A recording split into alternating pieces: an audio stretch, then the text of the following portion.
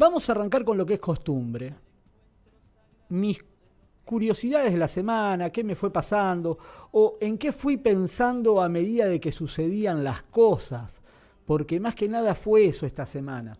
A medida de que me iba enterando de las noticias que iban dando vuelta, iba reflexionando sobre cómo se dieron, cómo se hicieron, qué pasó, cómo reaccionamos, por qué reaccionamos como reaccionamos. Y me llevó a pensar en varias cosas, varias. De hecho, para arrancar me gustaría charlar sobre esto. A mí, yo hasta los 18 años de vida no existía esto.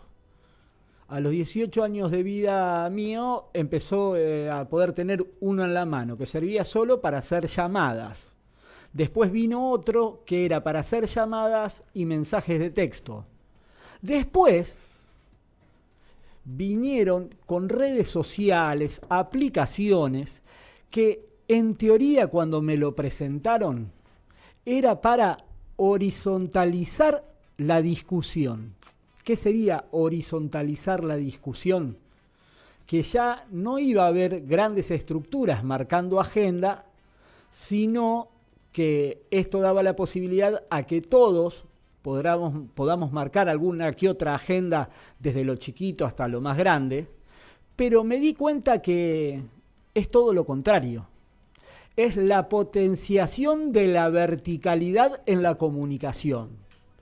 Y me puse a repasar en nuestra historia cómo se fueron dando estas cuestiones de la verticalidad en la comunicación. Y empecé a repasar. Antes de las redes sociales estaba el cable como avanzada, la tele, ya sea a través de aire, de cable o de antena, pero eran los contenidos audiovisuales. Previo a los contenidos audiovisuales, eran los contenidos gráficos y de audio, radio y diarios. Previo a la radio, los diarios, las revistas, todo lo escrito. Y previo a lo escrito, fue el último momento en que la comunicación era horizontal. El conocimiento surgía desde abajo hacia arriba. ¿Por qué? Porque la transmisión del conocimiento era a través de costumbres. Se enseñaba lo que habían aprendido tus abuelos, que le enseñaron a tus viejos, que tus viejos le enseñaban a vos que eras el hijo, vos a tus hijos y sus hijos a los hijos y así sucesivamente. Entonces, sí o sí, la construcción del saber, del conocimiento, tenía que ser colectiva, en comunidad. Después estaban los habilidosos que destacaban, aquellos que podían articular mejor la idea para poder narrarla, pero en sí el conocimiento era una construcción colectiva. Cuando empezamos a escribir, ya el conocimiento se empezó a centrar en aquellos que tenían la posibilidad de escribir por sobre aquellos que no la tenían. Pasó muchísimo tiempo.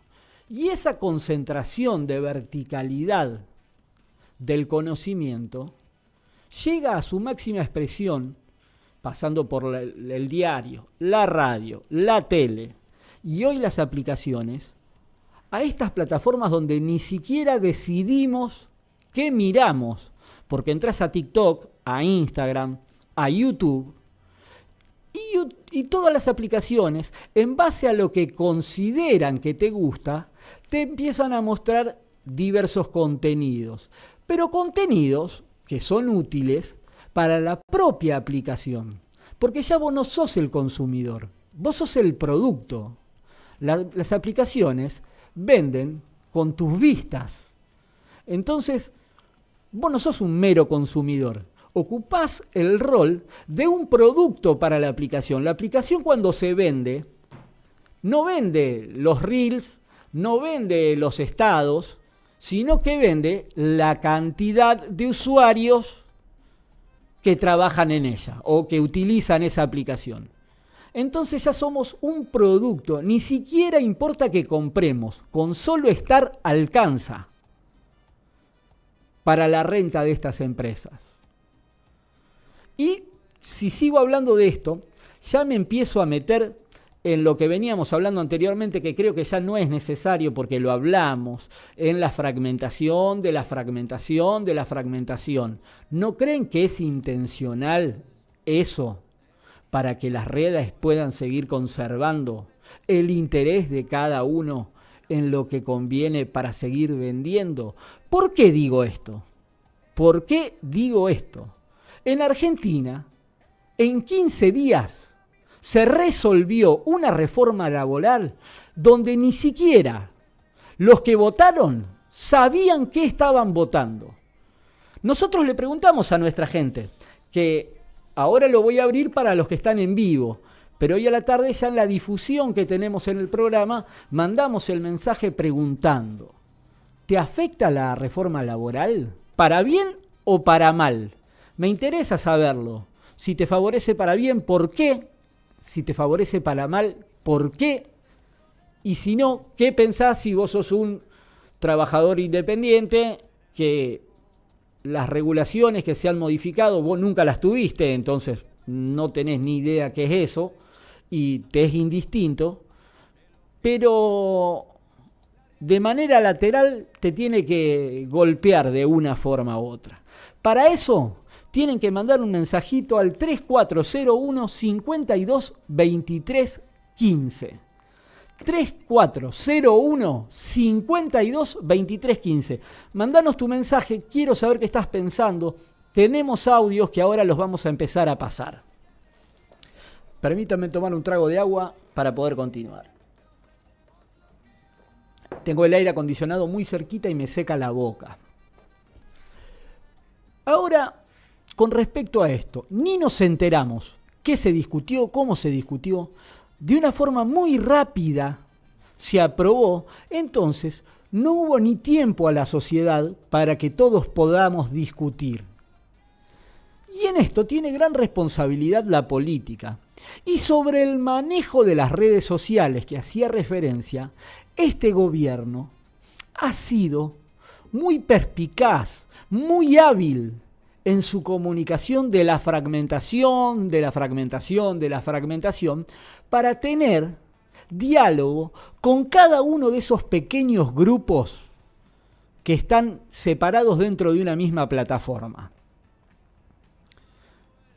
Y eso ayuda a que vos puedas inflar a los Terians para que todos discutamos de 2000 boludotes vestidos de animales y lo creamos una problemática nacional. Yo también lo fui, yo también lo hice. No le corro el culo a la jeringa. Yo también lo hice. Pero estuvimos discutiendo 10 días de los animales que yo se los dije antes que empiece la discusión, antes que se haga noticia lo de los Terian, ya lo habíamos nombrado acá en el programa, en los primeros días que empezaron a aparecer, porque me llamó poderosamente la atención eso. Mientras nosotros boludeábamos y nos enfadábamos con 5 chicos que saltaban creyéndose zorro, perro, lo que sea, por otro lado nos discutían todo eso. Y tengo que hablarnos a nosotros mismos, porque estamos muy pasivos, muy pasivos. Y con esto no estoy diciendo salgamos a quemar todo, salgamos a romper todo, pero sí hagámonos escuchar. Empecé a repasar el último conflicto nacional que logró remover a un presidente, fue el 2001. Después de 10 años de convertibilidad, poco más, 12, porque fueron Menem desde el 89 hasta el 99 y de la Rúa del 99 al 2001, diciembre del 2001. Que en ese equipo estaba quien hoy es presidenta del Senado del Bloque de la Libertad Avanza como ministra de Trabajo de la Rúa, cuando surgió lo de la Banelco. ¿Qué era la Banelco? Discusión de reforma laboral. Entre gallos y medianoche la sacan y después resulta que a través de la red Banelco se habían distribuido coimas para que los diputados y senadores aprueben el proyecto. En ese año 99 que gana de la Rúa, previo a esta reforma, había dos discusiones. Estaba Duhalde, que nos decía que había que terminar con la convertibilidad y cambiar el sistema productivo del país para reindustrializar. Y estaba de la Rúa que, golpeando la mesa, haciéndose el fuerte, decía: conmigo un peso, un dólar. La estabilidad a nosotros los argentinos nos agrada. Nos hace pagarla muy caro, pero nos agrada. Porque no nos lleva a estar pendiente constantemente de qué es lo que tengo que gastar. Cosa que más adelante lo voy a decir cuando lleguemos al año 2012, 2013, 2014, 2015, hasta hoy. Pero en aquel momento el argentino eligió estabilidad en vez de producción. 2 años duró, porque veníamos de 9 años. 2 años. Conflicto del 2001. Se va Fernando de la Rúa. ¿Quién asume? Duhalde, en acuerdo con los radicales. ¿Qué hace Duhalde? Lo que dijo en las elecciones que había que hacer, y no lo elegimos. ¿Qué consigue con eso Duhalde? Estabiliza la economía del país. Empieza a mover el aparato productivo. Llega hasta el 2003, año en que debería haber elecciones, pero por los conflictos en la calle, porque una cosa es empezar a acomodarlos y otra cosa es resolverlo. De un día para otro no se resuelve lo que por 10 años se fue rompiendo. El 25 de mayo del 2003 asume Kirchner, con la elección contra Menem, Elisa Carrió y no me acuerdo quién más estaba ahora, porque yo esto lo estoy hablando de memoria en este momento, permítanme pensarlo un rato. Gana Menem, pero por pocos puntos. Segundo Kirchner. Creo que estaba Rodríguez Sá también. Segundo Kirchner. Menem no se presenta al balotaje. Kirchner, el discurso que tenía en las elecciones era continuar con la política que venía llevando adelante el gobierno de Eduardo Duhalde. Menem lo que pretendía era volver a la convertibilidad. Gana Kirchner, el país empieza a crecer, 4 años muy buenos, el país creciendo a tasas chinas. Se empieza a activar la producción de industrias en el país, comienza la generación de empleo, comienzan las paritarias nuevamente y se empiezan a discutir salarios por encima de la inflación. Entonces, cada año el ciudadano argentino trabajador ganaba un poco más de lo que había ganado el año anterior, y eso le empezó a dar la posibilidad que los más grandes se tienen que acordar, el plan canje, ¿se acuerdan? El plan canje surge porque Argentina tenía la mayor parte de los automóviles que circulaban con más de 10 años de antigüedad. ¿Por qué?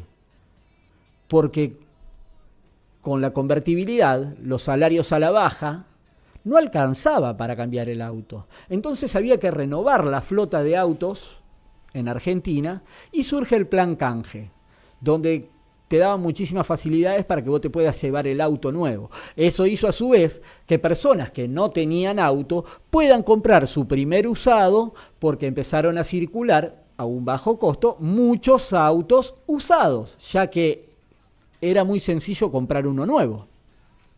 Esa activación de la economía continúa hasta el año 2009. Después, el 2008, recuerdan que fue la crisis de Estados Unidos, que a nosotros nos las habían vendido como los créditos hipotecarios que no se podían pagar, donde hoy se ve que no era solo eso, sino que era un cambio de matriz productiva en Estados Unidos. Iban a apostar al fracking y a la reindustrialización y abandonaban el mercado económico.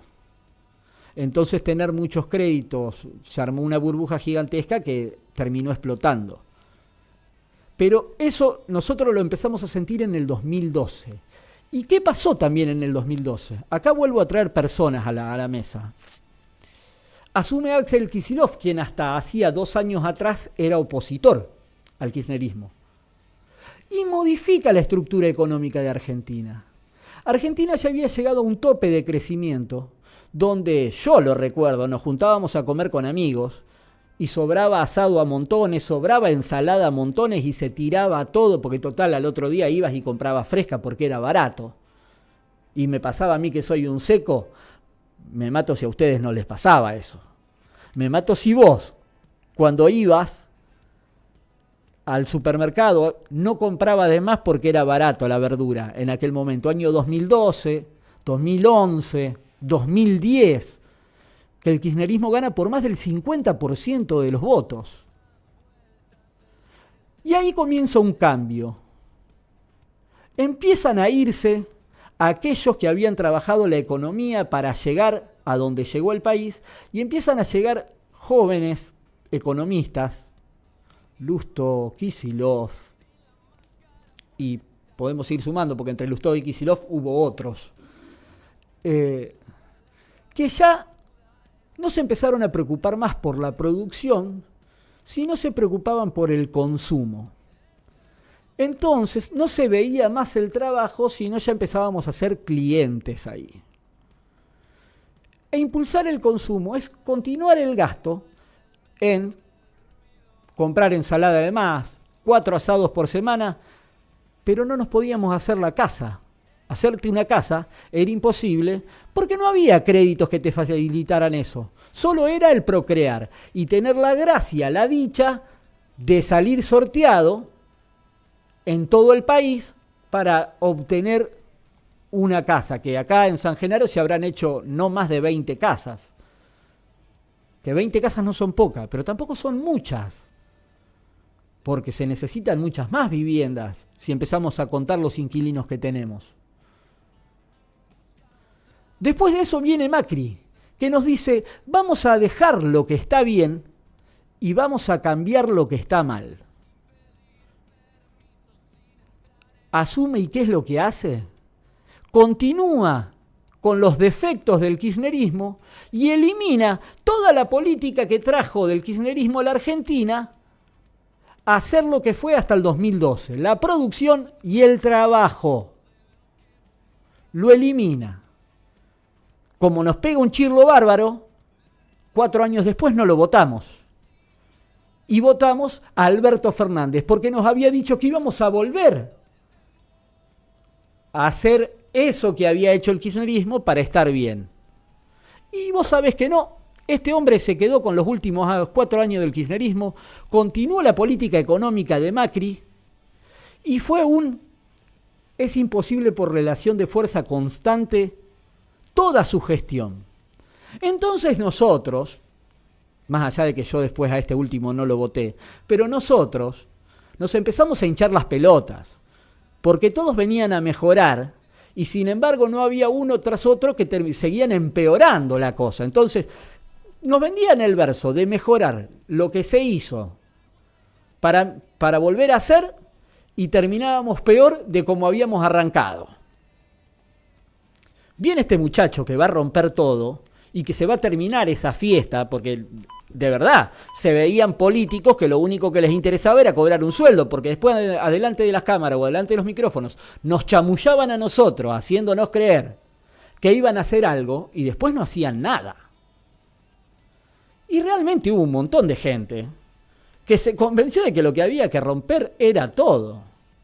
Pero este muchacho, en vez de romper todo lo malo, la casta política sigue más viva que nunca y está rompiendo absolutamente todo lo poquito que quedaba de esa Argentina que había empezado a industrializarse desde el 2003 hasta el 2012. Desde el 2001 hasta el 2012, porque arrancó con Duhalde. Gobierno tras gobierno, después de eso, todos dijeron que íbamos a volver ahí y eliminando lo malo para que quede solo lo bueno. Y lo único que hicieron fue eliminar lo bueno y seguir haciendo cada vez peor lo malo. Nuestra paciencia, ¿hasta cuándo llega? ¿Hasta cuándo llega?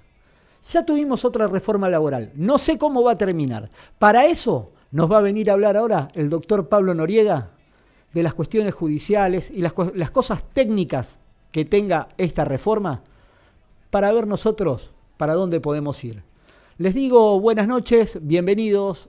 Esto va a ser lo que hay.